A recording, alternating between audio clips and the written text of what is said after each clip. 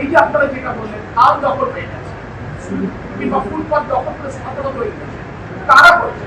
প্রভাবশালীরা করছে, যারা বিগত দিনে ফ্যাসিস্ট রেজিমে কোনো আইনের তোয়াক্কা করে না, জনগণের প্রতি কোনো দায়বদ্ধ ছিল, তারা সরকারি সুযোগ সুবিধা ব্যবহার করে, তারা ক্ষমতা ব্যবহার করে তারা এই অনিয়মগুলো করেছে।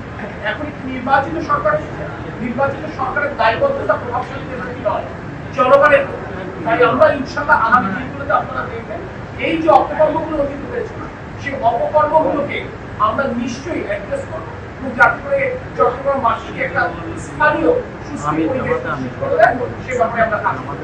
আমি আপনাকে একটু বলতে পারি চট্টগ্রামবাসী সৌভাগ্যবান, তারা এই ত্রয়োদশ জাতীয় সংসদ নির্বাচনে যে অকুণ্ঠ সমর্থন দিচ্ছে ধানের শীষ প্রতীকে, এবং সে কারণে আজকের জনপ্রতিনিধিরা আপনারা দেখবেন এই ঝড় বৃষ্টি উপেক্ষা করে পার্লামেন্ট সেশনে অনুপস্থিত থেকেও জনগণের পাশে যাচ্ছে। এটি হচ্ছে জনগণের ভোটে নির্বাচিত সরকার রাষ্ট্র পরিচালনার দায়িত্বে জনগণের সুবিধার জায়গা।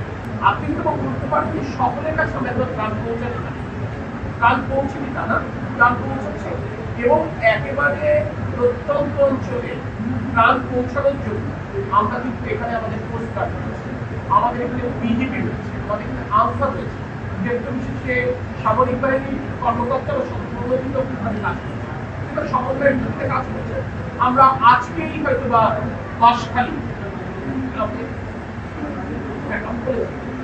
আমরা আজকেই হয়তো বাঁশখালীতে পরিদর্শনে যাবো ইনশাআল্লাহ, এবং আপনাকে এইটুকু আশ্বস্ত করতে পারি দক্ষিণ চট্টগ্রামের এই উপজেলাগুলো বেশি ক্ষতিগ্রস্ত, সেখানে ত্রাণের পরিমাণও আমরা বাড়াচ্ছি, এবং এটা প্রকৃত যা প্রয়োজন